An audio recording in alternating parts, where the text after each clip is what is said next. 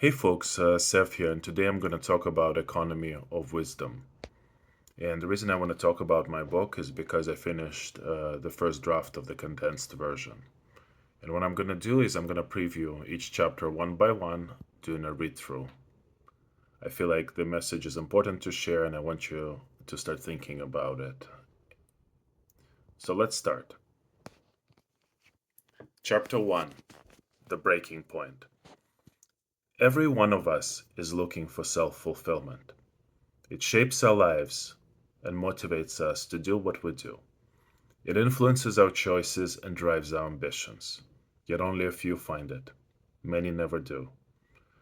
So, why is it that in our material abundant world, finding self fulfillment is so difficult for us? In the West, we live in societies where pursuit of happiness is a fundamental right enshrined in the Declaration of Independence of the United States. Yet many of us struggle to pursue happiness, and many more don't even start. We end up locked into lifestyles that divert us away from this path. I know because I lived it. As a director in tech, I played the game perfectly. High engagement scores, growing teams, delivering results. I was the model corporate citizen checking all the boxes society has told me would lead to fulfillment. The more I achieved, the more hollow it felt. Like many others trapped in a corporate maze, I was running on a hedonic treadmill, chasing the next promotion, the next milestone, the next validation.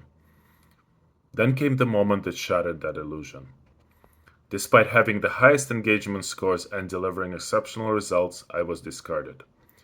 The system I had devoted myself to revealed its true nature, a machine that sees humans as interchangeable parts, where loyalty is a one-way street, and authentic human connection is sacrificed at the altar of efficiency.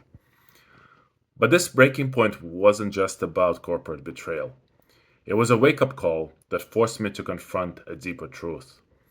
Our entire system is built on a fundamental misalignment with human nature and fulfillment. We've created an economy that optimizes for efficiency and productivity while ignoring the essential elements that makes us human. Look around you. We're surrounded by surface smiles hiding an ocean of pain and suffering. Technologies like social media, which promise connection, often amplify our isolation. The economic rat race incentivizes behaviors that prioritize material needs over emotional ones. Communities that could help are underfunded. It's not just individuals who are suffering, it's a systemic crisis of human unfulfillment.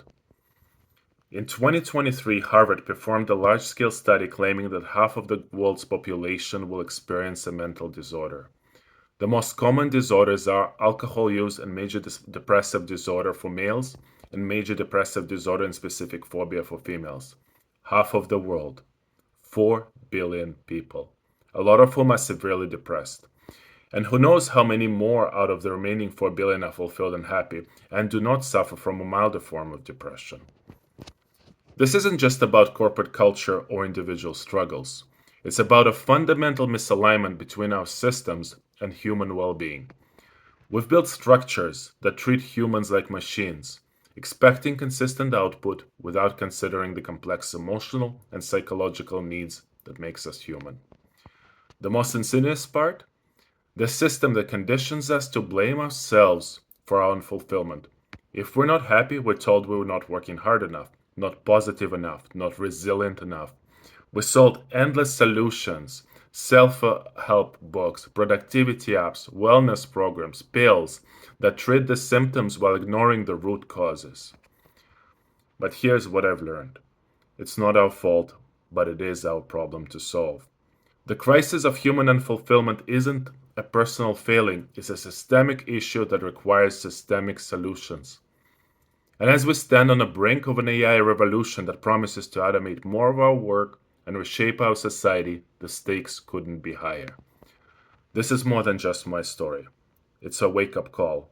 The way we've structured our organizations, our economy, and our society isn't working for the majority of humans. The metrics we use to measure success, GDP, stock prices, efficiency ratings, tell us nothing about human fulfillment and well being. As we enter an age where artificial intelligence threatens to automate more of our traditional knowledge work, we face a critical choice. We can continue down the path of optimization and efficiency, further alienating humans from the natural state of fulfillment, or we can fundamentally rethink our systems to prioritize human flourishing. The breaking point I experienced wasn't the end, it was the beginning.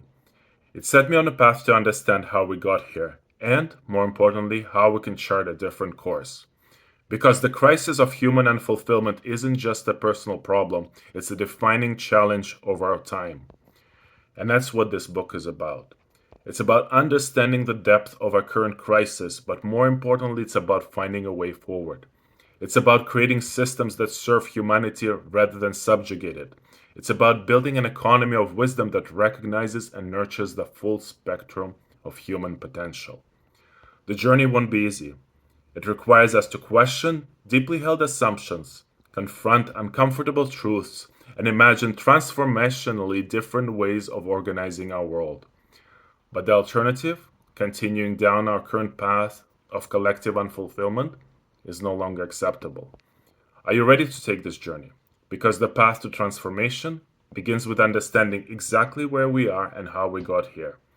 Only then can we chart a course towards something better for ourselves, our organizations, and our society as a whole.